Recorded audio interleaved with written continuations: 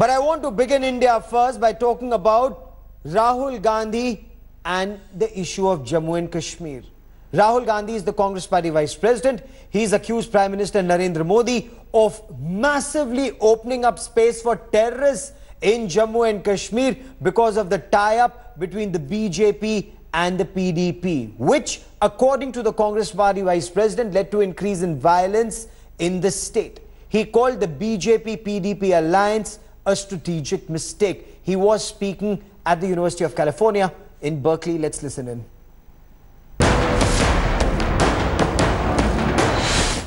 The PDP was the instrument that brought young Kashmiri youngsters into the political process.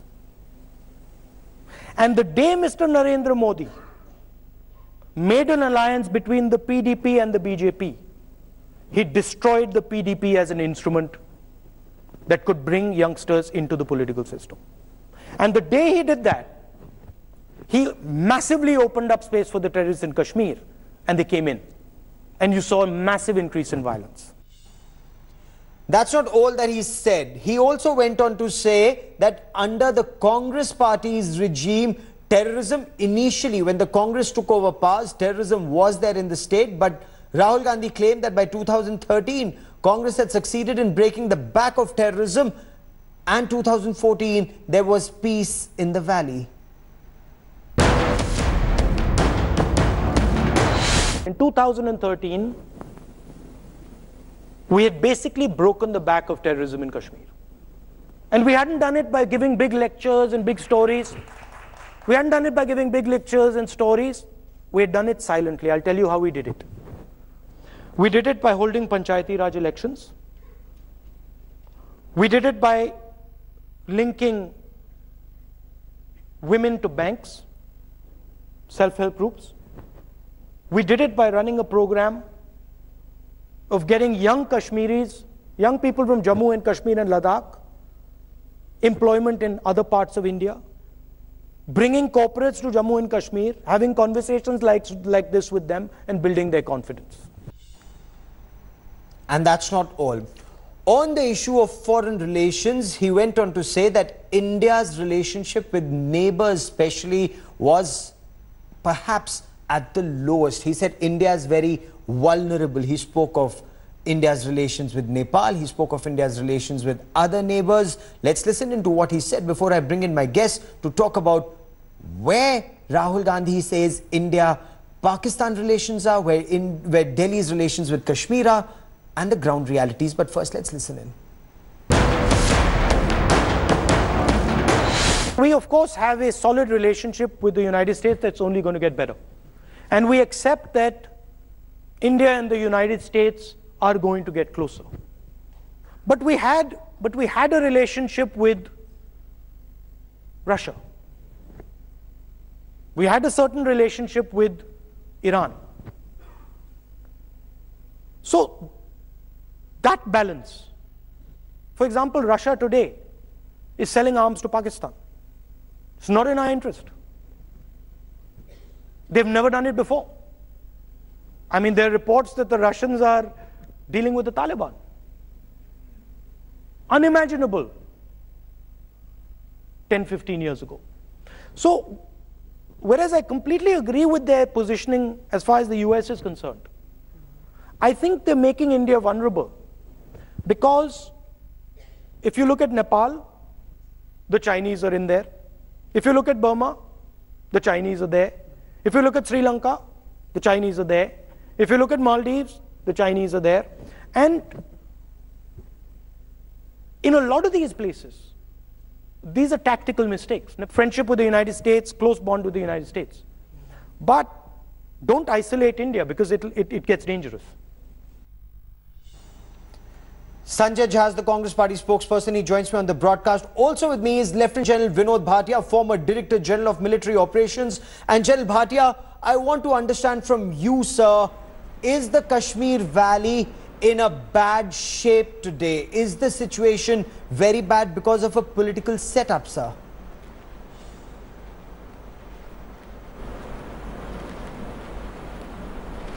No, I will not say that it is bad.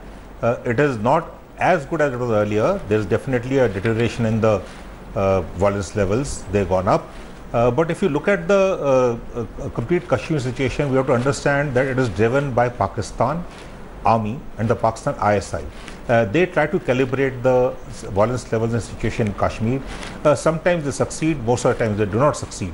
It is a low-cost, high-effect war being waged by the Pakistani Army in Kashmir, which is a proxy war, and we do the mistake of calling it non-state actors. This is a state policy of the Pakistani Army. Okay. So the violence levels in Kashmir are controlled, calibrated from across the line of control, and we have been very successful in trying to make sure that the infiltration doesn't take place. So there are many positives to this. If you look at 2003, 2004, the violence levels are very high. Let me bring in Sanjay Jha on this particular aspect. In the next 3 to 4 years or 5 years. Yes, Sanjay Jha, was foreign soil the best platform to talk about Kashmir and saying things like space massively opened up for terrorists?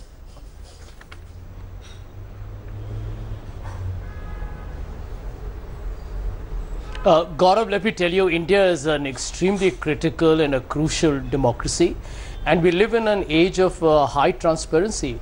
And today, whether you talk in India, you're watched worldwide, you talk in University of Berkeley, you'll be seen in India and elsewhere. I think we should encourage, a more vibrant and a communicative democracy.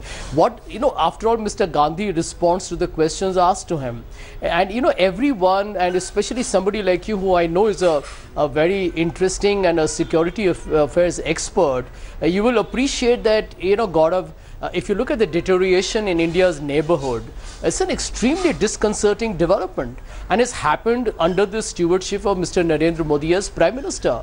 Now we all will obviously talk about the cross-border terrorism from Pakistan, the insurgency they try and do in Kashmir, or the border tensions that happen at Doklam with China. Okay. But I think Mr. Gandhi has actually highlighted a very key concern, which should actually worry us all, is how China is using its massive financial investment clout to actually make Maldives, Sri Lanka, Nepal, don't forget, they are actually looking at Bhutan as a potential relationship in isolation. So, you have a situation emerging today, including Myanmar, by the way. Okay, I'll come to the China bit in just a moment, but I want to, for a moment, stay on Kashmir. Okay, General Bharatiya, in the BJP-PDP government, were there checks on military operations? Was there a spike in terrorist activities? Because there is criticism that when the BJP-PDP government came, there was a spike in terror, and perhaps anti-terrorist operations initially were restricted.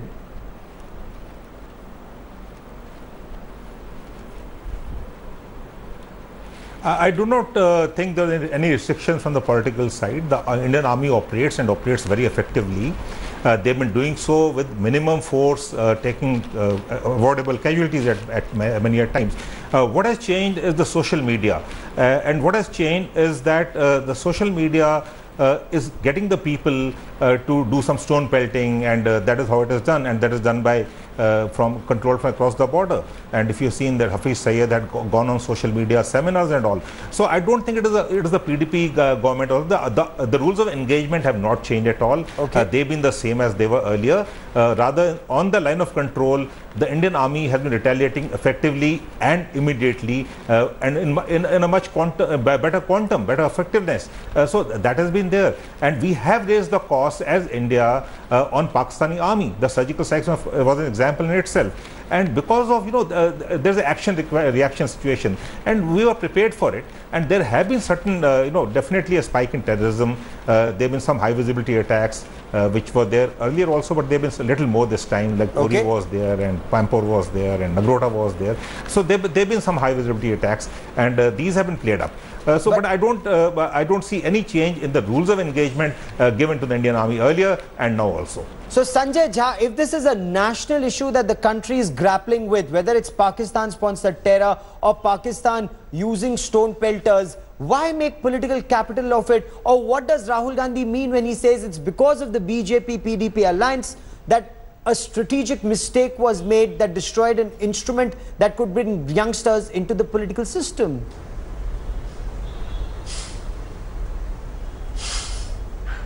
Gaurav, let me tell you that Kashmir is a very sensitive issue. We all know it's an integral part of India, but we also recognize that, you know, every time there is a continued disturbance in Kashmir, it is our bitter neighbor Pakistan that successfully internationalizes the whole issue. I think what Mr. Gandhi is saying as a very responsible opposition leader is to actually highlight a couple of key points here, Gaurav. Number one, that end of day, yes, there is no denying that you have to contain militancy and insurgency. You have to prevent Pakistan from, you know, kind of making terror attacks. And number three, we do recognize that the Hurriyat, there are large sections of the Hurriyat who are very pro-Pakistan and hardline. These are facts. And the ISI is, you know, exploiting a disturbed situation is also a known reality. What Mr. Gandhi has pointed out is during the time of the UPI, this is a fact, it's an established reality, is that we went and actually used the not the military option or the police force option, but to engage, you know, using economics, social policy, public outreach, panchayat elections, which is why after the 2010 stone pelting incident, you will appreciate, Gaurav, that we had tourism back on the map. Corporates were talking about bringing about investments, and but Kashmir had not gone down the road as it's happened over the last year and a half. Closing so comments, who's responsible for it? And it's clearly this government. Okay, is this a solution attempt which is being found, General Bhatia? Is there a difference between the earlier approach and the current approach?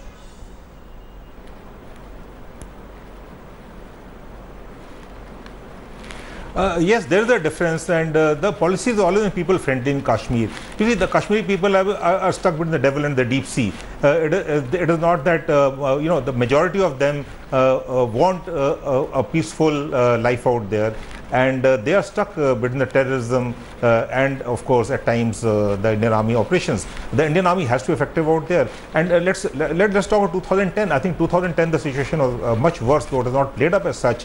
The people were really out in the streets. The stone pelting was much more, and the casualties suffered during the stone pelting much more. But let's not compare. You know, these are they're different dynamics. Let's not just talk of politics in this.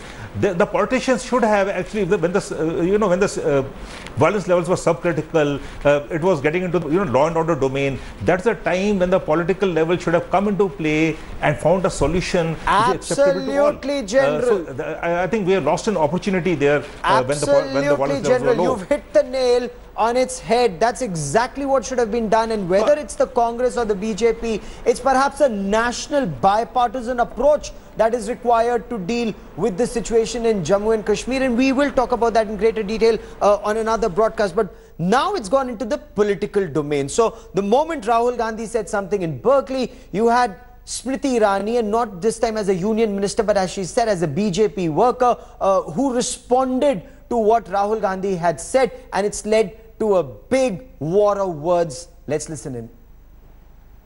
Don't give us stick, because Mr. Akhilesh Yadav is a dynast, Mr. Stalin is a dynast, Mr. Dhummal's son is a dynast. So, even Abhishek Bachchan is a dynast. I mean, that's how India runs. The fact that he says that dynasts and dynasty is the very fulcrum of India in itself is an anomaly. For today, the Honorable Prime Minister, born in a village in Gujarat to a poor family, is the Prime Minister after receiving resounding support from the people of our country. The President, born in a marginalized community family, today has risen the ranks on his own merit. Old electoral adversaries, Rahul Gandhi, Smriti Irani, once again drawing battle lines. Battle-hardened at Amethi 2014, and the electoral feud continues, with Rahul Beta Smriti Irani always deployed by her party to take on the Gandhi scion. We design a vision by having a conversation. And somewhere around 2012, and I'll say this, a certain arrogance crept into the Congress party. The fact that Mr. Rahul Gandhi chooses to belittle the leadership and terms it arrogant, that of Mrs. Sonia Gandhi, is an issue for the Congress to introspect on. Barely 24 hours after Rahul Gandhi lashed out at the Prime Minister at his Berkeley address, BJP sent its old trusted foot soldier to go after Rahul Gandhi. Smriti Irani once again took the battle out of the Gandhi bastion of Amethi and directly to him. The government's economic policies, demonetization, and a hastily applied GST have caused tremendous damage. Millions of small businesses were simply wiped out as a result of demonetization. माननीय वित्त मंत्री जी ने हर पड़ाव से, हर मंच से ये कहा है कि जो भी निर्णय होते हैं आज भी काउंसिल में, वो हर प्रदेश की सरकार के साथ समन्वय में यूनानिमसली होते हैं. She had first drawn blood in a David versus Goliath battle of Amethi. While this political battle is on the issue of foreign relations, I spoke to Afghanistan's foreign minister to India, Afghanistan's foreign minister on his visit to India, where he very clearly spoke of the close ties between the two countries and the fact that the two countries need to come together to tackle Pakistan-sponsored terror. Pakistan-based terrorist organizations Lashkar-e-Taiba and Jaish-e-Mohammed are targeting civilians in India, and along with Al-Qaeda and Daesh, the Islamic State, they're targeting civilians in Afghanistan, says Afghanistan's Foreign Minister Salahuddin Rabbani. He joins us on this India Today special broadcast. Mr. Rabbani, welcome on India Today. So what's your strategy? What's India and Afghanistan's strategy to deal with Pakistan-sponsored terror? Well, I think first of all, let me be clear that radicalism and extremism doesn't have to be related to a certain religion. Extremism and terrorism is a problem throughout the international community globally, and this is an issue also in the region and in Afghanistan. I think if the countries in the region work together on building a strategy, a joint strategy to work and to fight the radicalism and terrorism, they can be successful. Afghanistan has always welcomed that and will certainly support a joint strategy to fight extremism, terrorism in the region and beyond. Will US President Donald Trump naming Pakistan and the BRICS declaration singling out Pakistan-sponsored terror have any impact on Pakistan's policy towards terror on ground? Will this have any impact on ground, sir? Well, of course, it's known the source, the issues, the problems that arise. It's clear. I think what is important is that now the international community and important regional countries have realized that that extremism, terrorism is a problem, and they should fight to tackle this. They should fight to defeat these phenomena. The recent BRICS declaration, in which it was mentioned, I think is a clear indication that the international community, the regional countries, important countries in the international community have realized that, and they have asked for a joint effort, a joint strategy to fight this menace. Given this global condemnation, Excellency, Pakistan is once again trying to reach out to Afghanistan. They're talking about reconciliation. Is a reconciliation even possible at this stage, especially given Pakistan's track record and double standards when it comes to tackling terror and exporting terror? I think both countries have had very historical ties, Afghanistan and India. That will continue. We have been together on many international issues. We have worked together. So I think it's time that we should join hands and convince all those countries who used to or think or thought that the terrorism can be used as an instrument of foreign policy. That we should that they should realize that it's not in the interest, it's not in their interest, and that it's time for them to work with the international community to get rid of this problem that is also affecting their own societies, their own countries.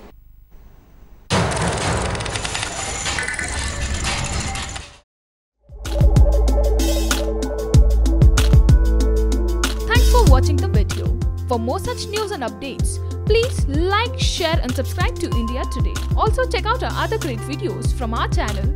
We know you will love to.